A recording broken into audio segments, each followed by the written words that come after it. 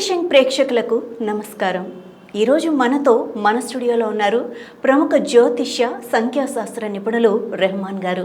Sir నమస్తే sir. నమస్తే. Welcome to our studio. Thank you sir. మీరు ఎక్కువగా ఏ శాస్త్రాలు వాడుతూ ఉంటారు? నేను ఫస్ట్ ఆస్ట్రాలజీ చార్ట్ చూస్తానమ్మా. ఓకే. మన లైఫ్ అంతా కూడా ఆస్ట్రాలజీ చార్ట్ ప్రకారం జరిగిద్ది, ఎవరవునన్నా కాదన్నా 80 to 90%.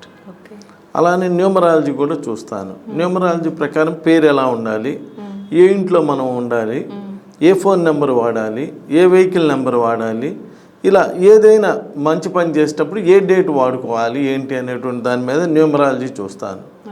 అలానే చెయ్యి చూస్తాను. చెయ్యి కూడా చాలా అద్భుతమైన విషయాలను తెలియజేస్తుంది. చెయ్యి చూస్తాను, ఫేస్ రీడింగ్ చూస్తాను, సిగ్నేచర్ అనాలిసిస్ చేస్తాను, మ్యారేజ్ డేట్స్ చూస్తాను. ఇలా ఇన్ని శాస్త్రాలు చూసి మనం కరెక్ట్గా రిజల్ట్స్ ఇవ్వటం అనేటువంటిది జరుగుతుంది అనమాట. ఏదో ఒక న్యూమరాలజీ ప్రకారం పేరు కరెక్ట్ చేస్తే సరిపోదు, ఆస్ట్రాలజీ కూడా చాలా అవసరం. ఆస్ట్రాలజీనే ఒక అద్భుతమైన సబ్జెక్టు.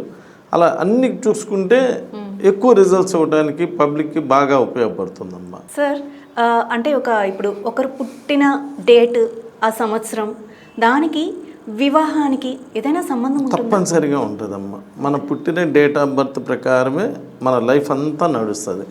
మన డేట్ ఆఫ్ బర్త్ని బట్టి మనం ఏం పేరు పెట్టుకోవాలి, అలానే మన డేట్ ఆఫ్ బర్త్ని బట్టి ఏ రోజు మ్యారేజ్ చేసుకోవాలి, ఏ డేట్ ఆఫ్ బర్త్ని బట్టి మనకి ఏ హౌస్లో ఉండాలి ఏంటి అంతా కూడా దీంతోనే లింక్ అయి ఉంటుంది.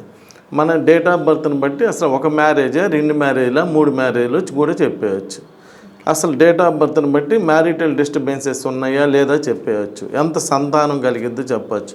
అన్నీ కూడా డేట్ ఆఫ్ బర్త్ మీద ఆధారపడి ఉంటాయి అన్నమాట. దానికి తగ్గట్టుగా మనం చూసుకొని ఏది కావాలి ఏంటి అనేటువంటి దాన్ని కూడా చూసుకొని చెప్పడం జరుగుతుంది. వీటిలో ఎక్కువ శాస్త్రాలు ఉపయోగించడం వల్ల ఎక్కువ రిజల్ట్స్ రావడానికి అవకాశం ఉంటుంది. Thank you.